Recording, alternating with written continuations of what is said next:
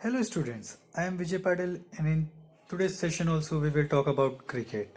First of all, let's have a quick recap of the first session. In the first session we learned about rules of cricket, and in today's session we will learn of different types of dismissals in cricket. Basically there are 10 different types of dismissals in cricket, such as bowled, caught, LBW, stumped, run out. These are the main methods of dismissal. First method is bowled, as you can see in the image. What is bowled? A batsman is adjudged out if the delivery bowled by the bowler hits the stumps bail behind him and at least one bail is dislodged permanently of the wicket. This is a bowled wicket. Second, caught.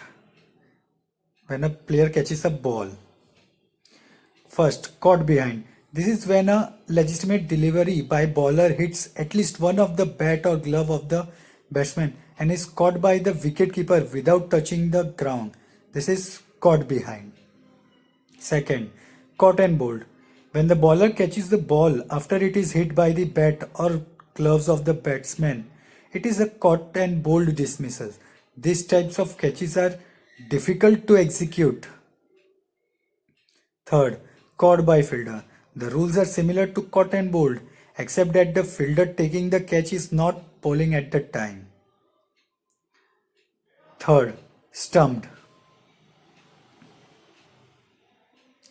If batsman steps out leaving no part of his bat or body behind the crease and the wicketkeeper dislodges the bail, he/she is stumped out.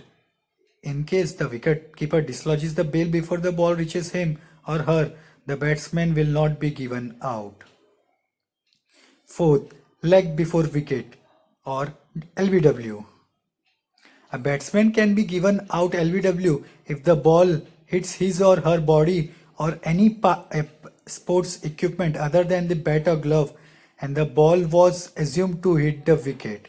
For the batsman to be out, the ball should have an impact outside the off stump.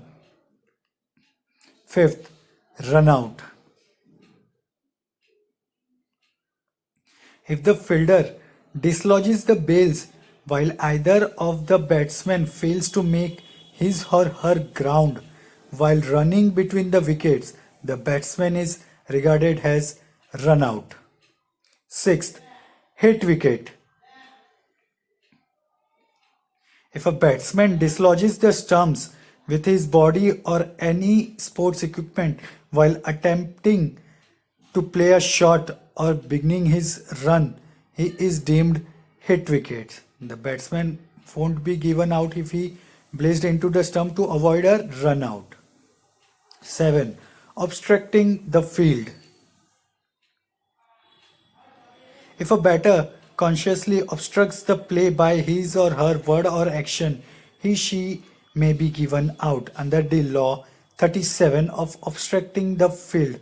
A batsman knowingly running in such a way that it prevents the ball from hitting stump can be given out by the umpire. 8. Retired out. A batsman is considered retired out if he/she leaves the field without the prior permission of umpire apart from any injury and fails to resume the innings. 9. Hit the ball twice. If a batsman hits the ball twice, he is given out under the law 34. The first touch is when the ball strikes the bat. The second touch has to be deliberate and not necessary with the bat. 10. Timeout.